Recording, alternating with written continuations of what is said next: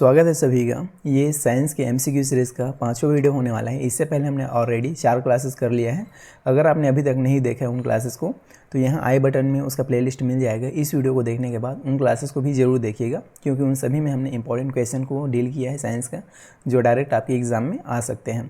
तो चलिए इस वीडियो को शुरू करते हैं। पहला क्वेश्चन है, वह रंजक क्या कहलाता है जो मनुष्यों की त्वचा और बाल और आँखों को उनके रंग प्रदान करता है। तो देखिए, जो मनुष्यों की त्वचा, बाल और आँखों को रंग प्रदान करता है वो कौन सा रंजक होता है, कौन सा वर्णक होता है? तो वो होता है मेलेनिन। ऑप्शन बी इसका करेक्ट आंसर हो जाएगा। फिर अगला क्वेश्चन देखते हैं, आँखों में आंसुओं का निर्माण निम्न में से किस ग्रंथि के द्वारा किया जाता है? तो ये सबको पता होना चाहिए। लेक्रिमल ग्लैंड क्या करता है? आँखों की अश्रु का निर्माण करता है, जिसे बोला जाता है हिंदी में अश्रु ग्रंथि। उसके बाद अगला क्वेश्चन है, हमारे शरीर में किन कोशिकाओं को लोकप्रिय ढंग से मानव शरीर के सैनिक कहा जाता है? तो ये सबको पता होगा। WBC को कहा जाता है वाइट ब्लड कार्पसेल्स को, जिसे हिंदी में कहा जाता है श्वेत रक्त कोशिकाएं। तो ऑप्शन बी इसका करेक्ट आंसर हो जाएगा। फिर अगला क्वेश्चन है, निम्न में से कौन सी गैस रक्त की ऑक्सीजन ले जाने की क्षमता को कम कर देती है? तो देखिए, याद रखिएगा, कार्बन मोनोऑक्साइड क्या करता है? रक्त की ऑक्सीजन ले जाने की क्षमता को क्या है? घटा देता है, कम कर देता है। ऑप्शन सी इसका करेक्ट आंसर हो जाएगा। फिर अगला क्वेश्चन है, निम्न में से कौन सा रक्त समूह सार्वभौमिक प्राप्तकर्ता होता है? Universal receiver. तो इसे आप याद रखेंगे, कौन सा रक्त समूह है? Blood group AB। Option D इसका करेक्ट आंसर हो जाएगा। फिर अगला क्वेश्चन है, रक्त के थक्का जमने की प्रक्रिया को कहते हैं। तो जो रक्त का थक्का जमने की प्रक्रिया है क्या कहलाता है? तो इसे आप याद रखेंगे, वो कहलाता है स्कंदन, कोगुलेशन। ऑप्शन पहला ही इसका करेक्ट आंसर हो जाएगा। फिर अगला क्वेश्चन है, देखिए, मानव शरीर में प्रवेश करने वाले कीटाणुओं के खिलाफ रक्त का कौन सा घटक लड़ता है? तो अभी हमने पढ़ा था वाइट ब्लड सेल्स, श्वेत रक्त कोशिकाएं। तो ऑप्शन डी इसका करेक्ट आंसर हो जाएगा। फिर अगला क्वेश्चन देखते हैं, कि सरीसृप का हृदय 4 कोष्ठीय होता है, 4 चैम्बर्ड। तो इसे आप याद रखेंगे, क्रोकोडाइल का, मगरमच्छ का हृदय 4 कोष्ठीय होता है। ऑप्शन डी इसका करेक्ट आंसर हो जाएगा। फिर अगला क्वेश्चन है, निम्न में से किस जीव का हृदय द्विकोष्ठीय होता है? 2 कोष्ठ वाले हृदय किसका होता है? तो इसे भी आप याद रखेंगे, इंपॉर्टेंट है। फिश का, मछली का हृदय 2 कोष्ठ वाला होता है। फिर अगला क्वेश्चन है, फेफड़ों से ऑक्सीजन युक्त रक्त को हृदय तक ले जाती हैं। तो महाधमनी, गुर्दे की धमनी, या फेफड़ा सिरा, या वेना केवा। तो इसका राइट आंसर हो जाएगा फेफड़ा सिरा, पल्मोनरी वेन्स, फुफ्फुस सिरा जिसे बोला जाता है। तो ऑप्शन से इसका करेक्ट आंसर हो जाएगा। उसके बाद नेक्स्ट है, रक्त वाहिकाएँ जो हृदय से रक्त को शरीर के विभिन्न भागों में वहन करती हैं कहलाती हैं। देखिए, हृदय से शरीर के विभिन्न अंगों तक पहुंचाने वाली जो रक्त वाहिकाएँ हैं वो क्या कहलाती हैं? तो इसे आप याद रखेंगे, आर्टरीज, धमनियाँ। ऑप्शन पहले ही इसका करेक्ट आंसर हो जाएगा। अगर इसका अपोजिट पूछ दें, शरीर के विभिन्न भागों से हृदय तक रक्त ले जाने वाली रक्त वाहिकाएँ क्या कहलाती है करके, तो उसका आंसर हो जाएगा सिरा, याद रखेंगे।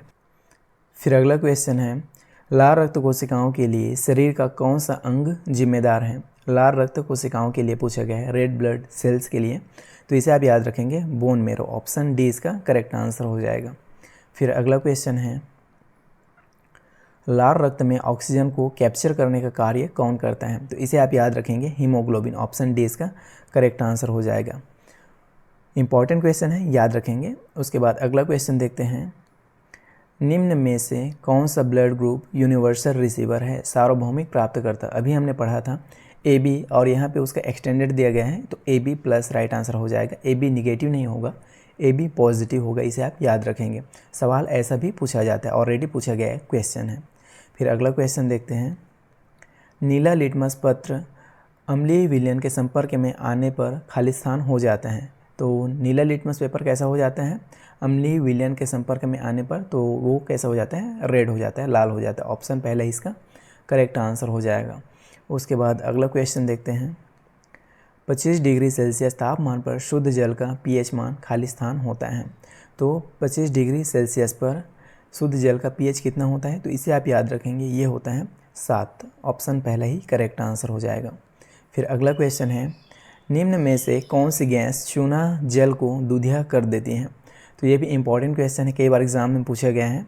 तो इसे आप याद रखेंगे, बेसिक क्वेश्चन है। राइट आंसर हो जाएगा कार्बन डाइऑक्साइड, ऑप्शन डी इसका करेक्ट आंसर हो जाएगा। फिर अगला क्वेश्चन देखते हैं, किस pH मान पर दांत सड़ने लगता है। तो आपको पूछा गया है कि कौन सा pH मान है जिस पर दांत सड़ने लगता है। तो इसे आप याद रखेंगे 5.5। देखिए यहाँ पे CB हो गया है। अब यहाँ के ऑप्शन के अकॉर्डिंग ऑप्शन C करेक्ट हो जाएगा, हालांकि ये B होना चाहिए। हमें ABC से मतलब नहीं रखना है, हमें मतलब रखना है 5.5 से। तो 5.5 pH मान पर दांत सड़ने लगता है। इंपॉर्टेंट क्वेश्चन है, याद रखेंगे।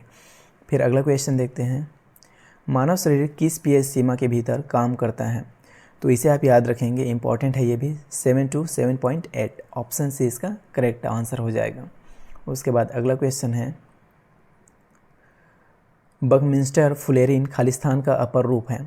तो फुलेरिन किसका अपर रूप है, बोरान का नहीं, लोहा का नहीं, फास्फोरस का नहीं, ये किसका अपर रूप है, कार्बन का। याद रखेंगे, इंपॉर्टेंट क्वेश्चन है, कक्षा 8वीं का क्वेश्चन है, लेकिन इंपॉर्टेंट है साइंस का, क्योंकि एग्ज़ाम में 10वीं 12वीं लेवल तक का ही साइंस पूछा जाता है। आगे तो उसी चीज़ को पढ़ते हैं ना। तो याद रखेंगे, कार्बन का अपर रूप है कौन, बकमिंस्टर फुलेरिन। फिर अगला क्वेश्चन देखते हैं, निम्न में से कौन कार्बन का एक अपर रूप नहीं है। अब यहाँ पे नहीं है पूछा गया है, मतलब ये जान लीजिए कि बाकी 3 कार्बन का अपर रूप है, उसे भी आप याद रखेंगे, और एक नहीं है उसको एलिमिनेट करके आपको बताना है। तो चलिए जान लेते हैं कौन कौन सा कार्बन का अपर रूप है। तो ग्रेफाइट कार्बन का अपर रूप है, हीरा भी कार्बन का अपर रूप है, और बकमिंस्टर फुलेरिन, इसको अभी हमने पढ़ा है, ये भी कार्बन का अपर रूप है। एक ही है जो कार्बन का अपर रूप नहीं है, वो है मीथेन। तो पूछा ही नहीं है, तो राइट आंसर क्या हो जाएगा, ऑप्शन बी इसका करेक्ट आंसर हो जाएगा, मीथेन। फिर अगला क्वेश्चन देखते हैं, अपनी आवर्त सारणी में मेंडलीव ने खालिस्तान को एक सही स्थान प्रदान नहीं कर सके थे। तो ये सबको पता होना चाहिए, किसको सही स्थान नहीं दिया जा सका था, तो हाइड्रोजन को, ऑप्शन डी इसका करेक्ट आंसर हो जाएगा।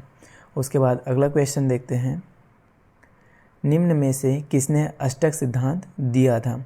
अष्टक सिद्धांत किसने दिया था, ये आपको बताना है। तो देखिए किसने दिया था अष्टक सिद्धांत, तो याद रखेंगे न्यूलैंड्स ने दिया था, ऑप्शन सी इसका करेक्ट आंसर हो जाएगा। उसके बाद अगला क्वेश्चन है, अक्रिय गैस आवर्त सारणी के निम्न में से किस समूह में आती है। अक्रिय गैस आवर्त सारणी के किस समूह में आती है, ये आपको पूछा गया है। तो याद रखेंगे, ये 18th समूह में आती है, 18वां समूह में आती है, ऑप्शन बी करेक्ट हो जाएगा।